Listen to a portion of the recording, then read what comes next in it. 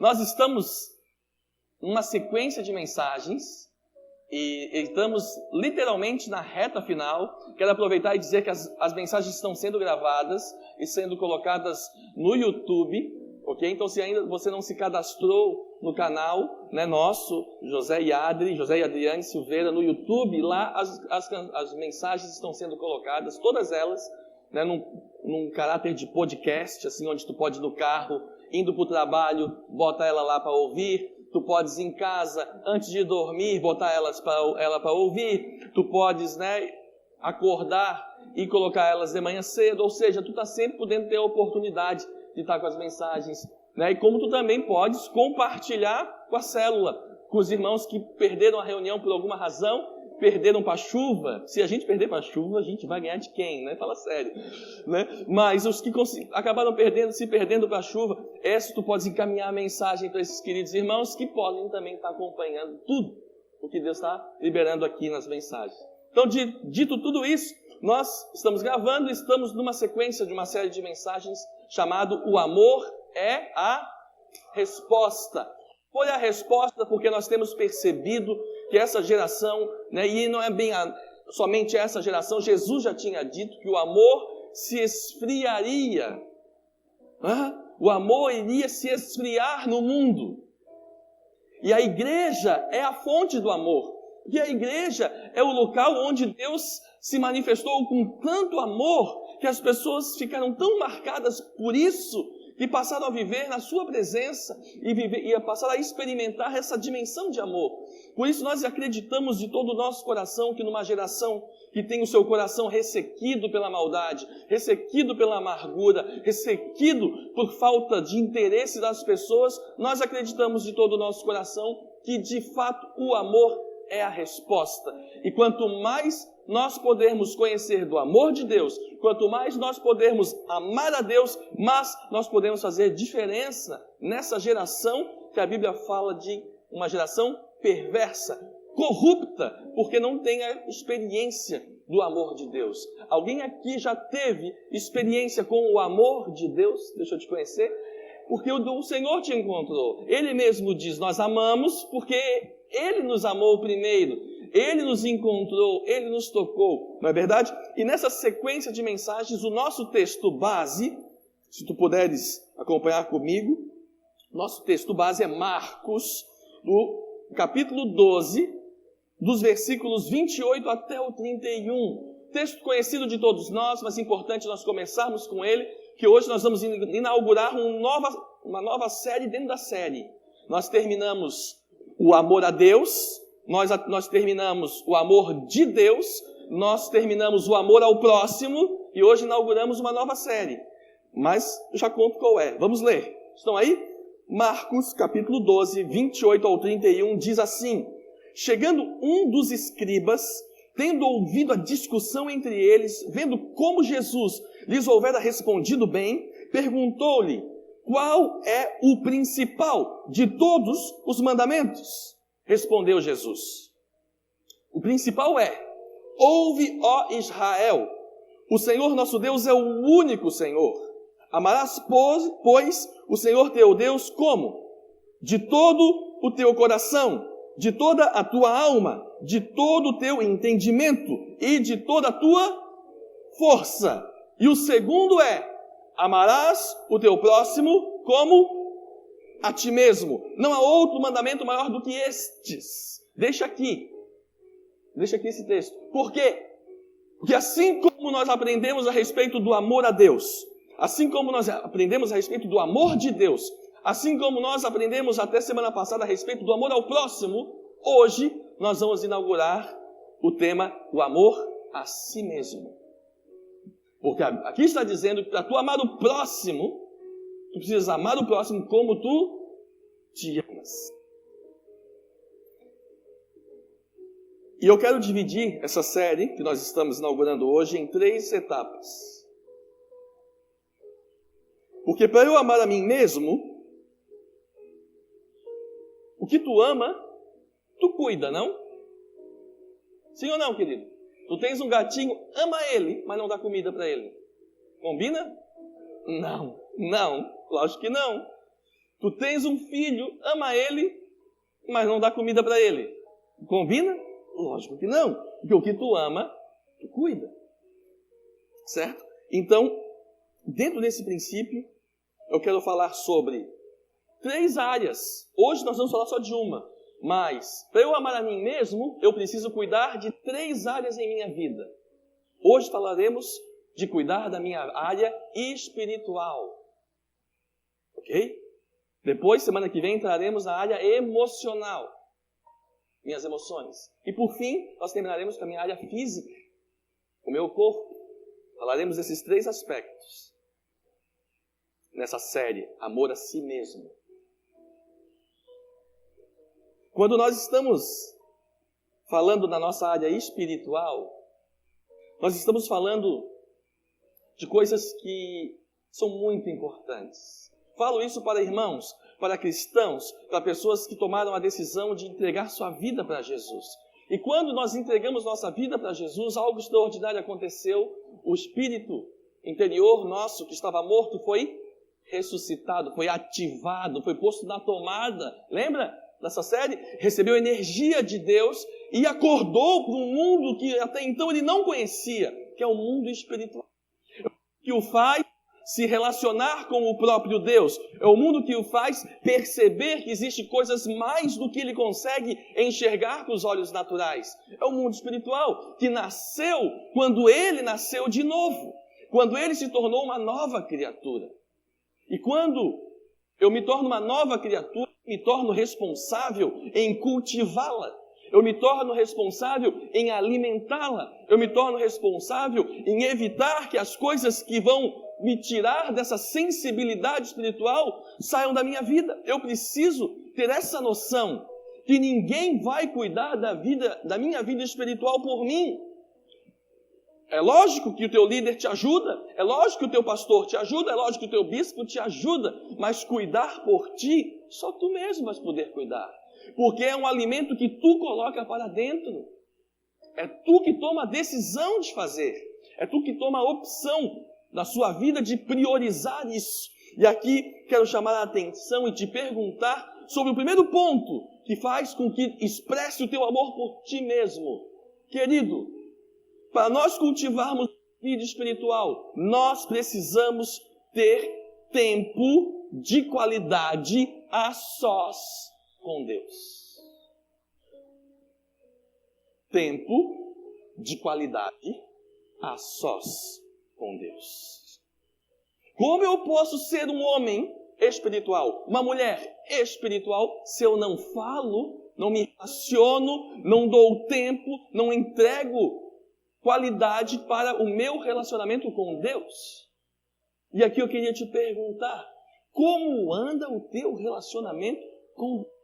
Porque se nós pudermos resumir em uma frase tudo o que os cristãos são, ou tudo o que o cristianismo é, nós poderíamos dizer que cristianismo é relacionamento com Jesus Cristo.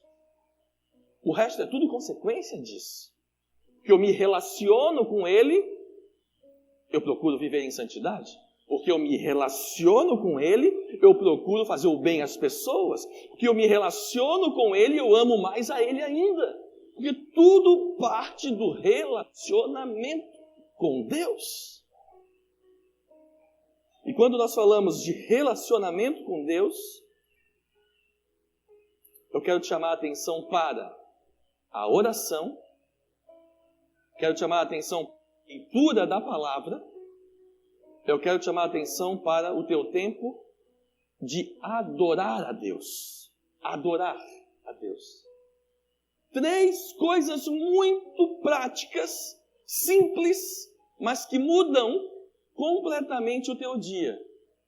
Se tu tens um dia atribulado, e tu resolves tirar, nem que seja, olha só o que eu vou dizer, 5 minutos daquele dia atribulado, para que tu possas parar tudo, falar com Deus com sinceridade, ler um texto da palavra e cantar uma canção a Ele, adorando a Ele, aquela tribulação daquele dia, ela muda a importância. Aquelas tensões daquele dia mudam de lugar, porque tu passas a ser completamente transformado pelo mundo espiritual. Nós nos movemos espiritualmente.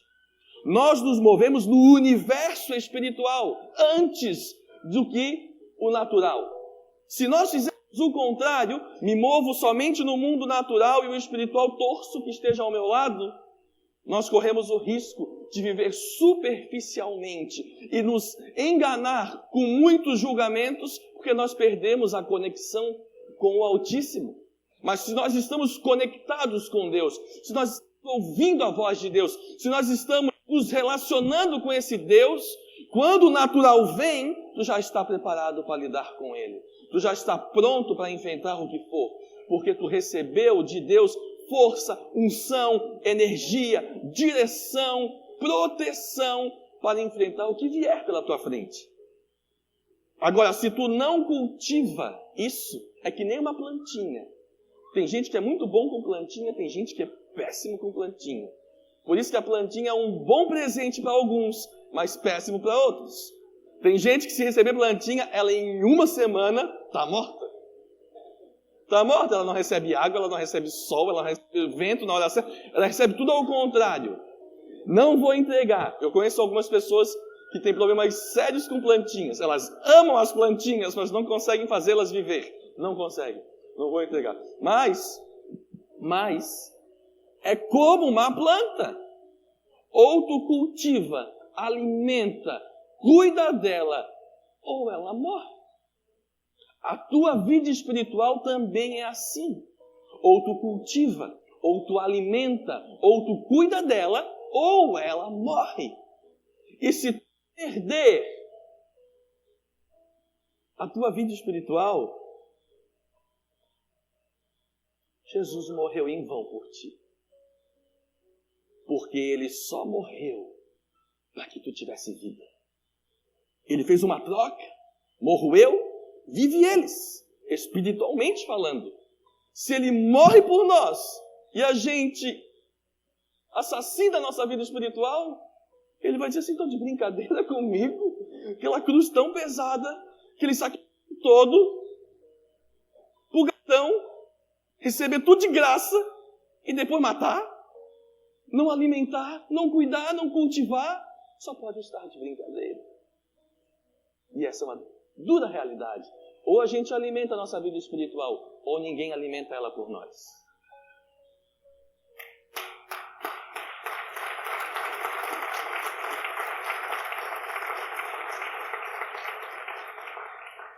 Abra comigo Mateus, Evangelho de Mateus, capítulo 6, os versículos do 5 até o 8. Evangelho de Mateus 6, do 5 ao 8, diz assim: E quando orardes, não sereis como os hipócritas, porque gostam de orar em pé, nas sinagogas, ou seja, em frente de todos, e nos cantos das praças, para serem vistos pelos homens. Jesus está dizendo, não sejam assim.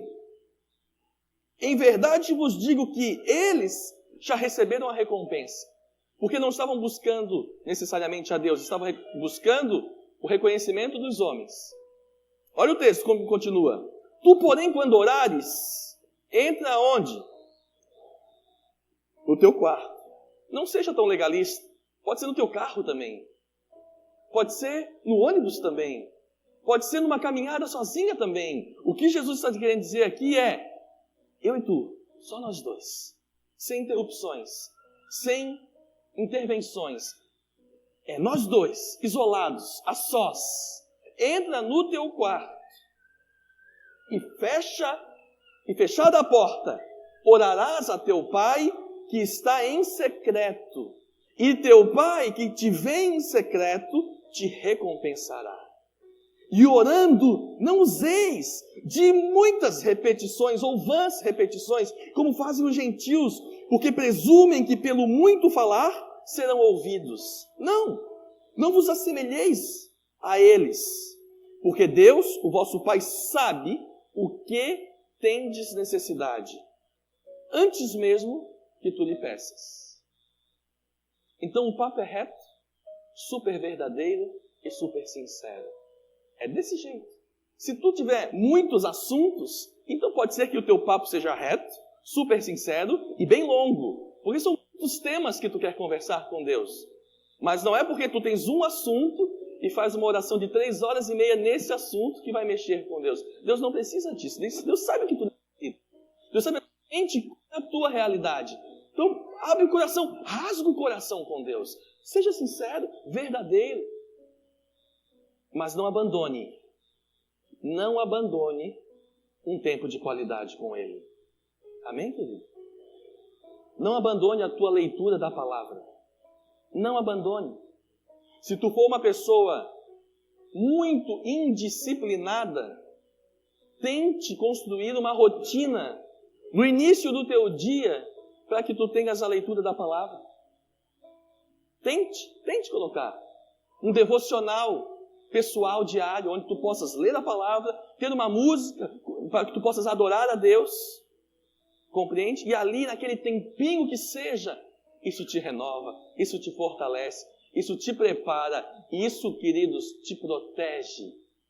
Porque muitas ciladas vêm pela frente do nosso dia. O dia a dia é desse jeito. Mas aquele que saiu da presença do Altíssimo, está antenado para a voz de Deus, não cai em qualquer armadilha. Não cai mesmo. Mas aquele que está disperso, aquele que está desconexo, aquele que está distante, troca Jesus por Genésio e nem nota. Troca e nem percebe.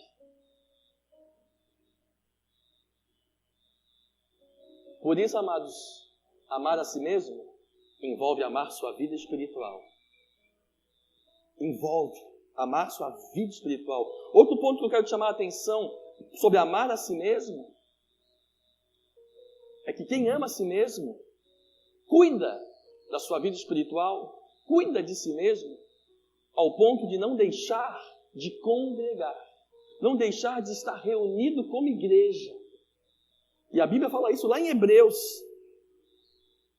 Lá em Hebreus a Bíblia diz assim, capítulo 10, versículo 25. Não deixemos de congregar-nos, como é o costume de alguns. Antes, façamos admoestações ou chamamos a atenção, o tanto mais quanto vedes que o grande dia se aproxima. Qual é a grande diferença quando a gente está junto? Por que a gente não se encontra virtualmente? Por que só fica eu sozinho aqui e o culto é transmitido ao vivo e todo mundo na sua casa? Por quê? Porque existe algo extraordinariamente sobrenatural quando 2 ou 3 se reúnem em nome de Jesus. Existe, é diferente. Quero te dizer uma coisa, tu nunca podes abrir mão da tua oração a sós com Deus. Nunca. Existe algo fundamental que acontece ali, tu e Ele. Mas esta oração não substitui o que Deus faz no meio da igreja. São duas armas poderosíssimas. A tua oração particular com Deus e a tua reunião com os irmãos na presença de Deus. A Bíblia diz que Deus se move no meio dos louvores, de onde? Do seu povo. É plural. Deus se move. O que acontece nos louvores quando nós nos reunimos, seja nos cultos, seja nas vigílias, é algo extraordinário. Mas acontece porque nós nos reunimos juntos. Acontece porque existe um mover quando a gente se junta. Acontece porque quando a unção do meu irmão se junta com a unção da minha irmã e se junta com o dom que Deus deu a um, com a profecia que Deus deu a outro, quando tudo isso se junta, o fogo de Deus se manifesta e nós somos muito mais parecidos com o céu quando estamos juntos do que quando estamos sozinhos. Entende, querido?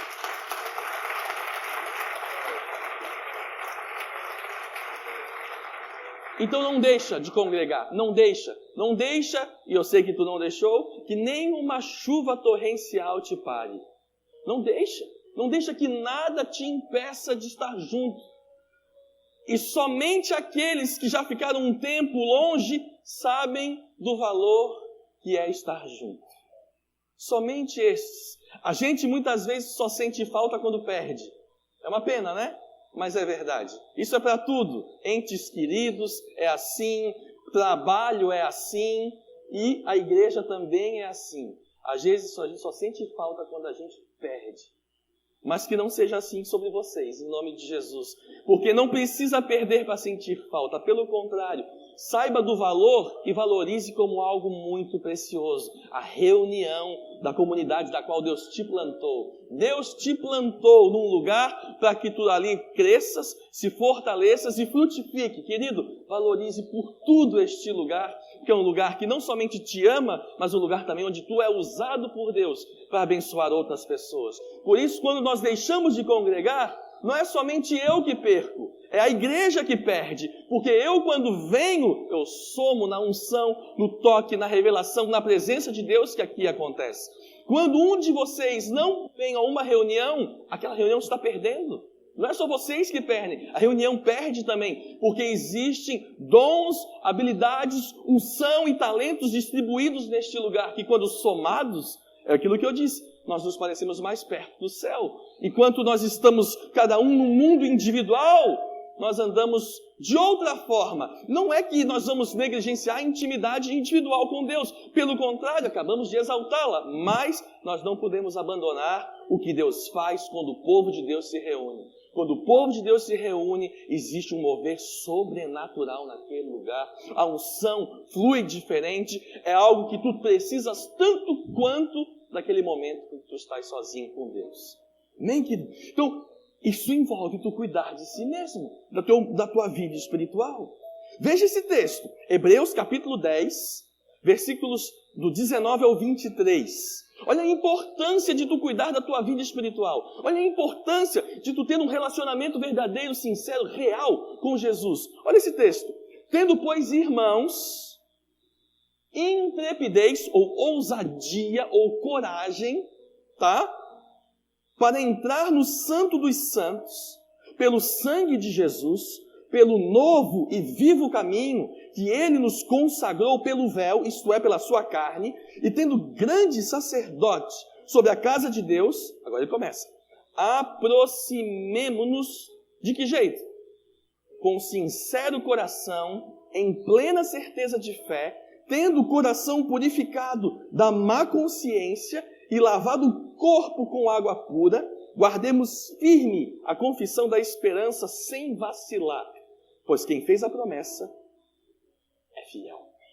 É fiel. Deus está dizendo assim, ei, a parte difícil foi feita, Jesus morreu por nós, agora entra na presença dele com ousadia, se aproxima com um coração sincero, sem perder a esperança, convictos com a fé que Ele nos deu, para que dessa maneira nós possamos experimentar tudo que Ele tem para nós. Porque uma coisa é certa, enquanto estivermos perto dEle, enquanto vivemos conectados com Ele, Ele continuará sempre derramando suas bênçãos sobre o seu povo, porque Ele é fiel para cumprir tudo que prometeu. Então, perde nós quando a gente deixa de cuidar da nossa vida espiritual. Perde a igreja como um todo, quando a gente abandona a intimidade com Deus. Porque no fundo, quando nós estamos juntos, é que ali o Senhor opera a bênção e a sua vida para sempre. É o que o Salmo 133 diz claramente. Então, queridos, cuide com todo o seu coração. Cuide para que tu não te percas, né, em algum entendimento confuso que te roube da tua intimidade, da tua vida de caminhar com o Senhor, do teu cuidado com a tua espiritualidade. Amém? Eu quero acrescentar mais 2 pontos para nós encerrarmos, que envolve o teu cuidado com a tua vida espiritual. O próximo é aquele que cuida da sua vida espiritual, compartilha o que está vivendo com outros. Quem cuida da sua vida espiritual sabe que não pode guardar para si. Sabe que ele é abençoado enquanto ele abençoa. sabe que ser abençoador é viver debaixo da bênção. Isso é muito interessante, porque a matemática vai dizer, se eu recebo, eu tenho mais do que o que me deu. Mas a matemática de Deus não é assim. A matemática de Deus é eu tenho mais na medida que eu dou mais. Quanto mais eu dou, mais eu tenho. Essa é a matemática do mundo espiritual. O mundo natural não. O mundo natural é eu preciso receber tudo para que eu tenha muito. O mundo espiritual não. O mundo espiritual é cada vez que eu dou mais eu tenho para dar. E isso, querido, envolve o nosso cuidado com a nossa vida espiritual. Experimente. Eu vou abençoar um irmão que precisa. Será que vai me fazer falta? Não vai. Mês que vem tu vais ter mais, para abençoar mais. Experimente. Ofertar na presença de Deus e pensar, será que vai me fazer falta? Não vai. Pelo contrário, mês que vem eu vou gastar menos e ainda vou ter mais. Não vou ter prejuízos. A matemática de Deus é assim. Experimente. Vou doar meu tempo para cuidar de uma situação. Vou abrir minha célula e vou doar meu tempo para aquela célula. E será que eu não vou ter tempo para estudar? Experimente, se tu não vais ter a tua vida mais organizada por Deus. Tu doou o teu tempo e parece que o tempo está sobrando. Por quê? Quanto mais tu dá, mais tu tem para dar. É assim que funciona a matemática de Deus, querido. Então, tu quer cuidar da tua vida espiritual? Então se prepare para ser um abençoador, para compartilhar com os outros o que tu está vivendo. Aquilo que Deus está fazendo contigo não pode ficar só para ti. E o texto que eu quero ler contigo é 2 Timóteo.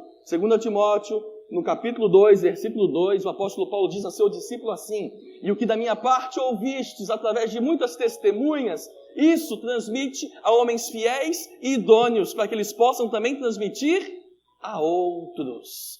Paulo disse a Timóteo, tu ouviu da minha parte, e tu também ouviu através de muitas testemunhas o que eu tenho dito. Recebeste, Timóteo? Então não guarda para ti. Também procura homens fiéis e idôneos para transmitir a eles, para que estes também ainda possam transmitir a outros. Porque é assim que funciona o reino de Deus. Quanto mais eu abençoo, mais abençoado eu sou.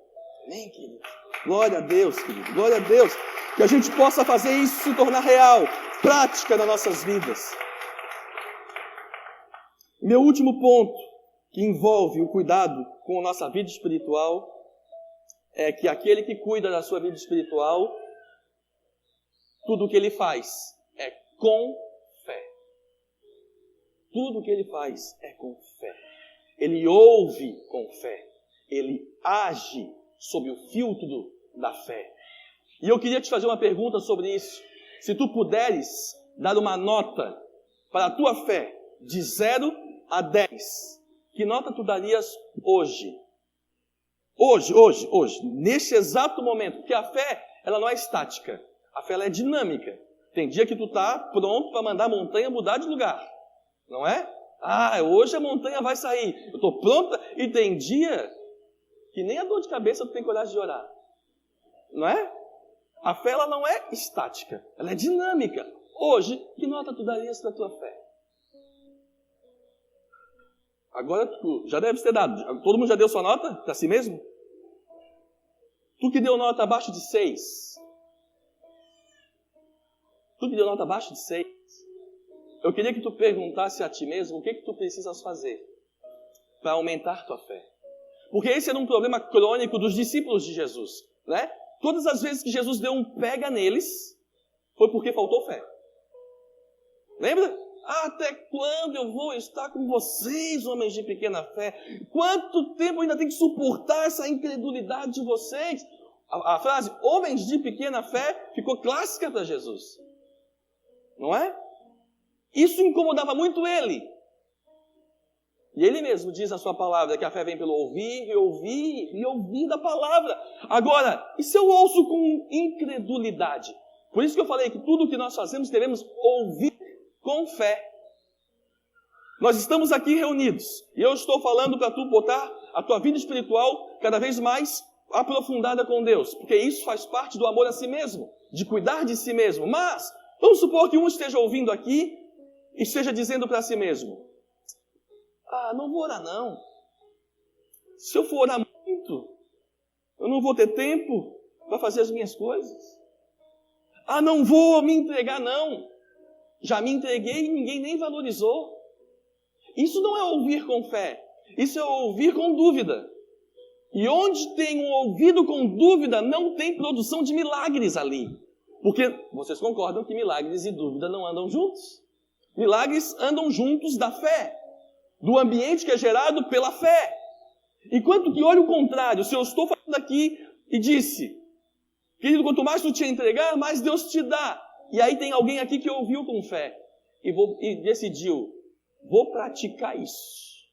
Porque se o bispo falou pela palavra de Deus que se eu me entregasse, Deus estaria fazendo algo em minha vida, eu vou me entregar. Isso é um ouvido atento pela fé. E ele pôs em prática aquilo que foi ouvido. Este tem poder de conhecer um Deus verdadeiro e real presente naquela circunstância.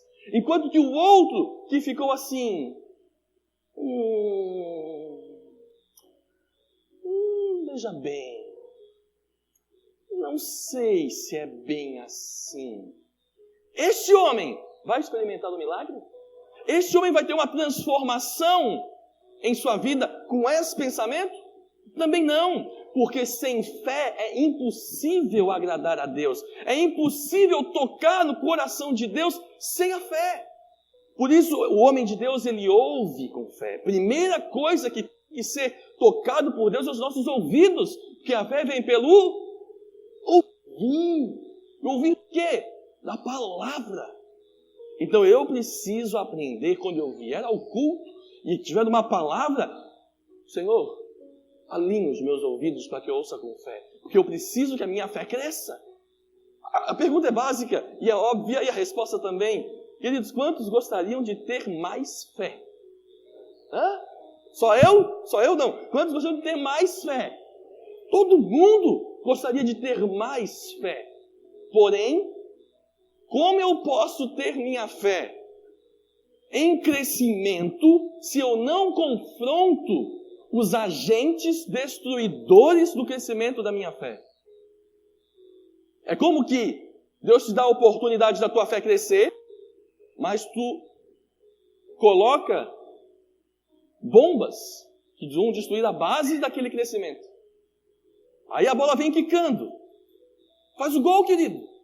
Aí tu diz, mas a bola que eu tinha imaginado, ela não era azul. Ela era verde.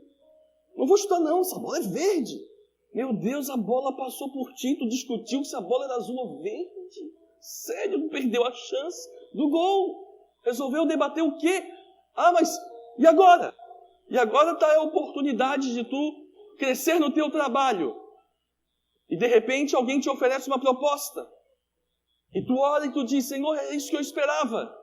Aí depois tu pensa, mas a proposta é boa, mas eu não quero fazer isso. Estou afim. Aí vai crescer? Deixando oportunidades passar? Às vezes nós começamos num trabalho, porque todo mundo precisa trabalhar, e Deus vê o teu coração e te coloca exatamente onde tu sempre sonhou depois. Mas o cara que quer já chegar sentando na janela, né? Não vai dar muito certo. O cara quer ser gerente. Não, eu só aceito se for para gerência para cima. Ninguém nem te conhece, queridão. Meu currículo é bom. Eu também faço esse currículo em casa, se quiser. É só escrever. Está na hora de mostrar. Tem que mostrar. E aí a gente fica esperando oportunidades e elas, na verdade, já passaram várias. Porque faltou o quê? Faltou a fé de que Deus está contigo e onde tu pôr os teus pés, que é o que a Bíblia diz, para aquele que tem fé, ali Deus vai te fazer prosperar. Onde tu decidir entrar, ali será abençoado. Bendito serás quando entrares, bendito serás quando saíres. Tu estarás por cabeça e não por cauda. Mas se tu começa a rejeitar oportunidades, só fazer as coisas do jeito que tu imagina que tem que ser, e negar as oportunidades que estão caindo na frente, vai crescer como? Vai crescer de que jeito? Vai experimentar o quê? Sabe o que vai acabar acontecendo? Vai sobrar para Deus ainda. Não sei, Deus não gosta de mim. Porque sempre sonhei com isso, Ele nunca me deu uma chance. Deus deve arrancar todos os cabelos da barba dele se houve um negócio desse. Se tu tá de sacanagem. Quantas oportunidades está passando na tua frente? E na verdade está faltando fé. Porque, parece difícil. Quem disse que tinha que ser fácil?